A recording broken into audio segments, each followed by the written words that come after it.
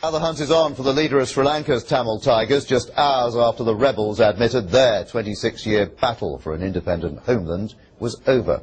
They announced they were silencing their guns, but there is still some fighting between the Tigers and the Sri Lankan army in a tiny strip of land in the north of the country.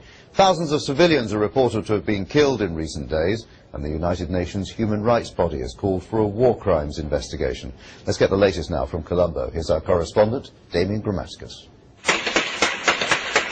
It looks almost apocalyptic. The scene of the final battles in Sri Lanka's war. Smoke billows over the tents where 50,000 civilians had been trapped alongside the last Tamil Tiger fighters. The army's victory has come at a heavy price. 250,000 Tamil civilians were trapped alongside the fighters as they retreated. The army says these were among the last to get out, 30,000 in the past 24 hours, wounded, starving and shell-shocked. Ahead of them, government camps where they will be held behind barbed wire. The government has consistently understated the number of people coming out. In turn, the preparations are understated. We now will have 250,000 people, 4 times the number of people that were there just a few weeks ago. In the capital, celebrations. One of the world's most vicious conflicts is ending. Street parties erupted in Colombo.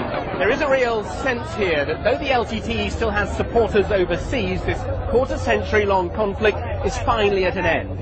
Internationally, though, there are real concerns still for the thousands of civilians who've been caught in the fighting, many of them still wounded, traumatized and displaced from their homes. Damien Grammaticus, BBC News, Colombo. And another of our correspondents in Colombo, Charles Haviland's been telling me more about the search for the Tamil Tigers leader. The Defence Secretary said late on Sunday that the government still had seen no sign of Prabhakaran. He also said that of the tens of thousands of people fleeing out of the war zone in recent weeks, none of them had seen any sign of him either. So I think that this is still an enduring mystery.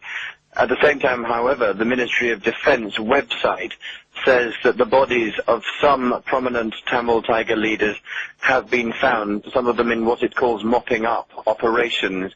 It's not clear how they might have died, but these include the eldest of Prabhakaran's children, Charles Anthony, their political head, Nadesan, the head of their peace secretariat, Puli Devan, and a military leader called Ramesh. These are unconfirmed reports, but this is what the Ministry of Defence is saying on its website. And I suppose they want to find Prabhakaran to make sure there's no resurgence in the Tamil Tigers, to make sure this is, in their eyes, definitely over.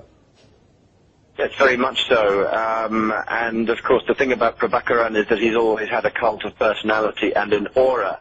So in the feverish atmosphere here of rumour and counter-rumour, one thing that's being said is that, of course, there's nothing that he would wish more than for his body not to be found, whether he would escape or commit suicide or whatever. So I think that the government here will be anxious to try and secure his capture.